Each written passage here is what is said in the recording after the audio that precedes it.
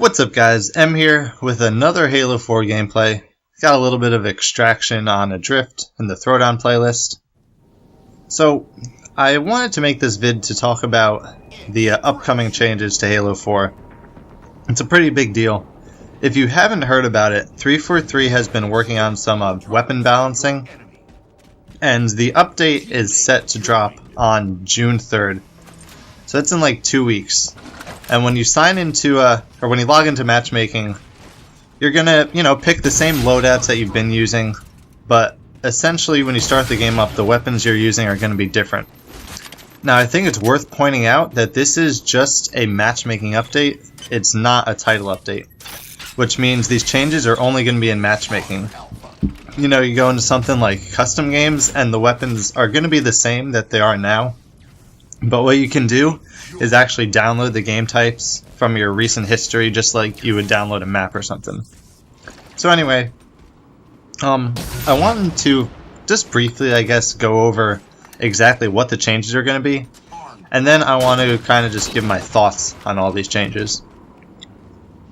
So getting right into it, we got two vehicle changes.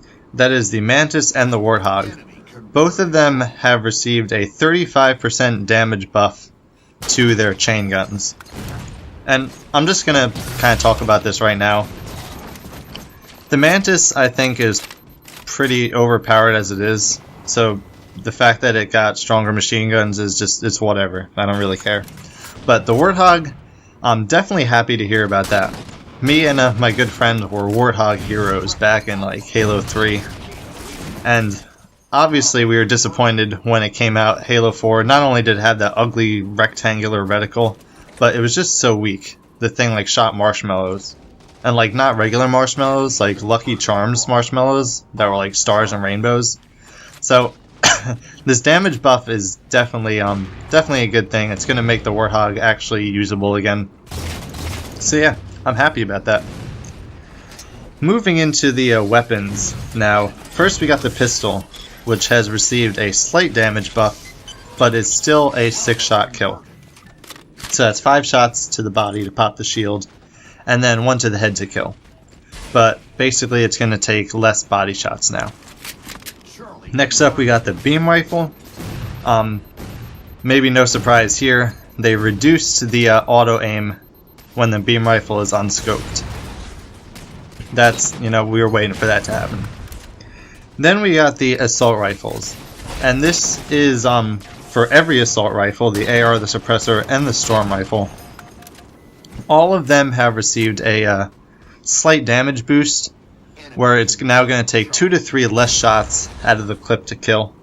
But to compensate for that, they decreased the bullet magnetism by 50%. So that seems like kind of a high number, 50%, and I will talk about that a little bit later. Next up we got the DMR, and the DMR's red reticle range has been reduced. If you don't know, the red reticle range is basically the maximum range that a gun can be 100% effective at. It's the range when, the reticle actually turns red when you point at the enemy. So yeah, that has been reduced on the DMR. Then we got the light rifle. The red reticle range on that, while it's scoped in, that is, has been increased to actually match the new DMR. So now the DMR and the light rifle are going to have the same range. But the light rifle also got a rate of fire boost, but only while it's zoomed in. So you know that it's like a 4-shot kill zoomed in, but not if it's unzoomed. So now only zoomed in, it's got that rate of fire boost. Next we got the Carbine. Currently it's an 8-shot kill. Now it's going to be a 7-shot kill. So 6 shots to the body, 1 to the head. It also has gotten a bit of a reduction on the spread of the bullets. So that just means more of the bullets are going to be concentrated in the center of the reticle. And you're going to be able to be a little bit more accurate with it. Then last up, we got the battle rifle. Currently it is a 5-shot kill, and it is now becoming a 4-shot kill. So actually it's going to take 11 bullets total to kill is the minimum requirement. You think 3 rounds in a burst. So 10 bullets to the body and then 1 to the head. that puts it at 4 shots. You're going to be able to take someone out. But obviously that would be too strong if they just made it 1 less shot, so to compensate, they also reduced the rate of fire. That is out, and actually they're saying basically the same as the Halo 2 BR. So yeah, that's pretty cool. Those are all of the changes that are going to be upcoming. And now I just want to give my thoughts on on those things.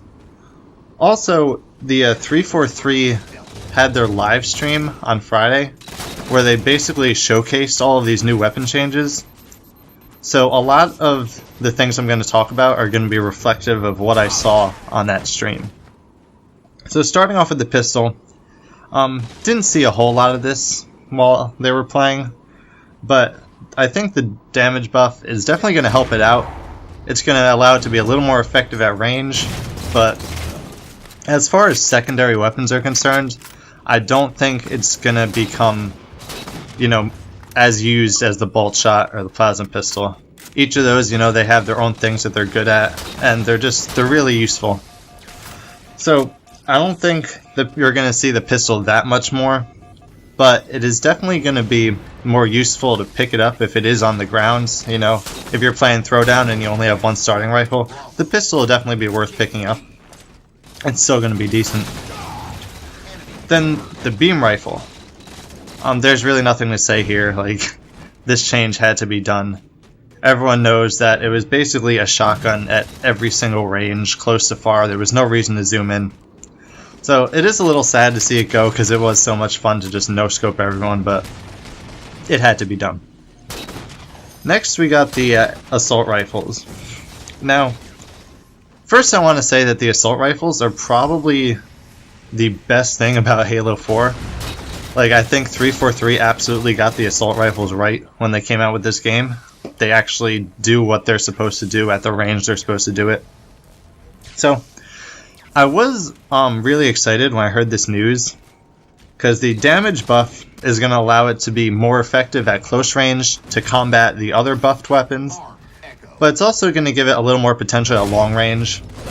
And then the bullet magnetism reduction is actually going to add a bit of a skill curve to the gun. You're not going to be able to spray and pray and get kills at long range. You're actually going to have to burst fire. So initially I thought, that's going to be really cool. But then when I was watching the live stream, the AR was used very briefly, I think by pro player Neighbor. He used it for 2 lives. He died 2 or 3 times and then stopped using it. And actually it looked to not be as effective as it is currently. He was shooting people at ranges, pretty comparable to what it should be able to kill at. A range maybe that right now, in its current state, the AR probably would have won. And he was actually losing these battles. So, obviously, they're pros, they're not used to using the AR. But it got me thinking that maybe this 50% bullet magnetism reduction may be a bit much. Obviously you want the skill gap. You don't want to be able to have people just spray and pray and get easy kills. But at those close ranges, you should still be able to get away with going full auto and taking out a guy. So I'm a little concerned that this bullet magnetism is a little bit extreme, this change. Does that mean these guns are going to be totally useless? No, definitely not. The assault rifles are definitely going to be useful. I think there is going to be a bit of a learning curve to it now, but I think once people learn how to use them, they're going to be just as effective as they are now. So, next up, the DMR. Everyone knows that the DMR is the best gun in the game currently. It's got a range that allows you to basically negate map movement, because you can just shoot people from anywhere on the map. So this range reduce, definitely needed. But the fact is, the DMR is still basically the same gun. It's still got the same effectiveness at close range as it does now, and it's still definitely viable at long range because of its bullet magnetism. Now we got the light rifle. And this gun, after seeing the live stream, is concerning me a little. Obviously, it's got the long range boost now, and going toe-to-toe against the DMR, the better player it would be able to win with the light rifle because obviously 4 shots is going to be faster than 5. But because the DMR still has its bullet magnetism, if you miss a shot with the light rifle, then the DMR is probably going to win. So definitely going to be harder to use the light rifle, but it's really capable now, especially with the increased rate of fire when it's zoomed in, to drop shields like crazy. And we saw it a lot on the stream. Ninja was using this gun and he was just getting so many assists, because really at close range now it's pretty useless. All these other guns have gotten a buff and the light rifle has only got a long range buff, so it's really been forced into this niche where it's only useful at long range.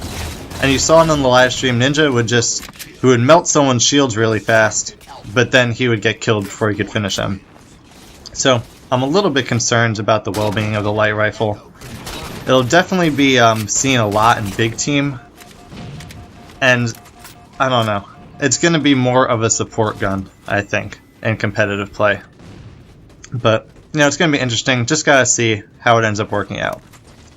And last, we got the battle rifle. I was really worried because hearing that this battle rifle was now going to be on par with the Halo 2 battle rifle, now it's a little scary because this game has a lot better hit detection than Halo 2. So I was worried that the battle rifle was just going to be overkill. But after watching the stream, the rate of fire decrease is definitely noticeable. And really, the gun seemed really balanced overall. You know, it was beaten by a better Carbine user at close range, but, you know, it had its place. And it's definitely more punishing. You don't have people running away as much when there are no shields and just getting away. So yeah, I am excited for this update, and I hope you guys are too.